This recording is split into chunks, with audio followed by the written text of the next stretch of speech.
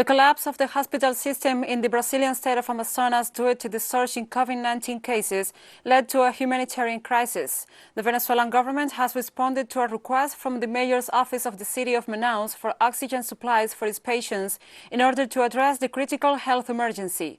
Our correspondents Ignacio Lemus and Julian Asif bring us more details. No oxygen in Manaus hospitals. The city has a daily deficit of between 40 and 45,000 cubic meters of oxygen. Due to this shortage, 60 premature babies are to be transferred to other states, and 7 Brazilian states are also set to receive other transfer patients. More than 230 are set to be transferred in the coming hours. I ask for compassion. We are in a dreadful situation. The oxygen for the entire health sector ran out. There are a lot of people dying due to the lack of oxygen.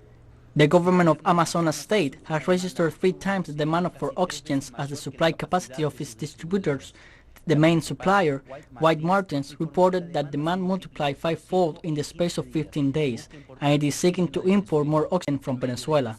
In the midst of this situation, Venezuelan Foreign Minister Jorge Arriaza announced that following instruction from President Nicolas Maduro, he had spoken with the governor of Amazonas state to provide the necessary oxygen.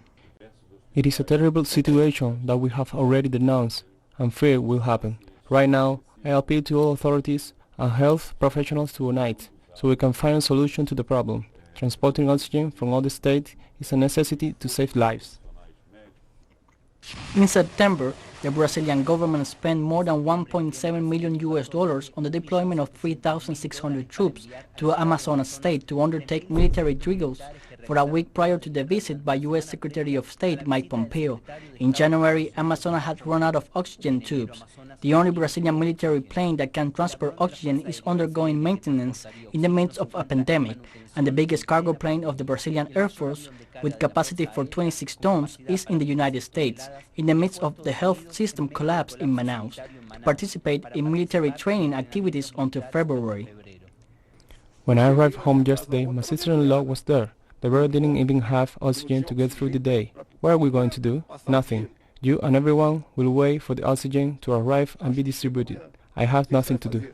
The lawmaker and son of the president celebrated the reopening of commerce and end to the quarantine in December, as if it wasn't enough already that mass graves had to be dug in 2020 in the Taruma cemetery of Manaus. This week, the capital of Amazonas state registered the highest number of deaths in 24 hours since the start of the pandemic. Ignacio Lemus y Julian Asif para TeleSUR.